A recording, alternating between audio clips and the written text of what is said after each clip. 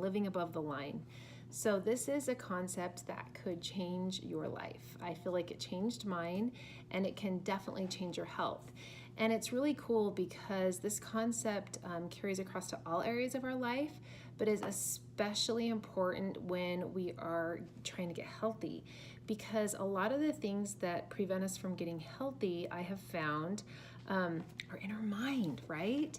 And so I was introduced to this concept in this book, 15 Commitments of Conscious Leadership. And you aren't going to be able to see this real well, but I'm just going to show you in your life, just pretend there's an imaginary line, okay? And when you are living above the line, you are open, you are curious, and you are committed to learning, okay? So we always want to be above the line. Below the line, we are closed, we are defensive, we are committed to being right. Does that sound familiar? I think it is our normal human state to live below the line. And the reason this is so important in our health is because when we're living below the line, most of the time we're living in victim mode. And if we're living in victim mode, it's impossible to make a change because you are a victim. But as soon as you decide to move from victim to victor, all of a sudden you have control of your life, and your life is something that you can change. And it's so funny because nothing changes other than how you see your life. This was a huge mindset shift for me because I used to feel like I lived in victim mode. Like, you guys ever said things like, we're just big boned, or I just, my genes, I have like obesity in my family that's so strong I can't really change it. Here's some other ones that are a little bit more subtle. I can't eat that. I can't have that. Have you ever found yourself saying things like that? Have you ever said, I can't afford to eat healthy? I don't have time to exercise. I'm too busy. I've said all of these things. So here is a tip today.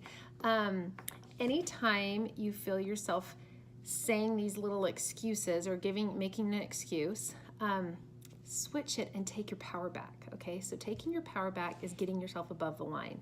And if you say something like, I'm transitioning to a healthier lifestyle, all of a sudden that's very empowering. And the cool thing is, instead of people feeling sorry for you, all of a sudden they're interested in what it is you're doing.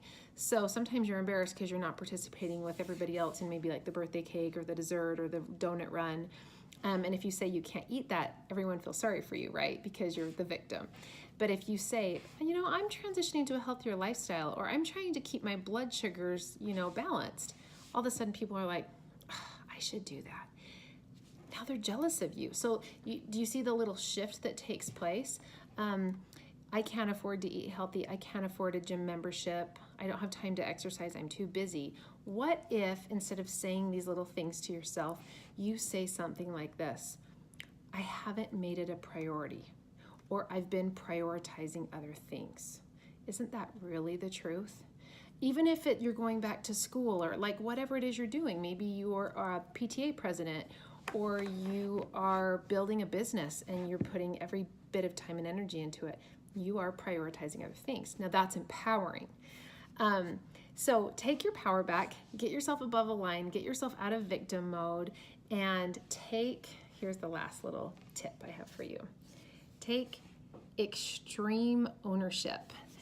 This is a book written by a Navy SEAL, and it's so fun to read because on the Navy SEAL team, if you're a team leader, you take responsibility for everything that happens on your team. Even if it seems like it's not your fault, you take responsibility for it. So the thing I learned from this book is it's really cool to take responsibility. So, instead of saying, telling yourself these little white lies, just take responsibility. Like, you know what? I let myself get too hungry. I should have eaten more proactively. And when I let myself get too hungry, I ended up making a poor decision that didn't really support my health. That's taking ownership. I couldn't help myself. I ate too much crazy bread. I couldn't help myself. That's being a victim. So just these little subtle changes, if you catch yourself playing the victim, switch it around and take ownership. Take extreme ownership of your health and get yourself above the line. And just remember that just that little subtle change can make all the difference in living a long-term healthy lifestyle.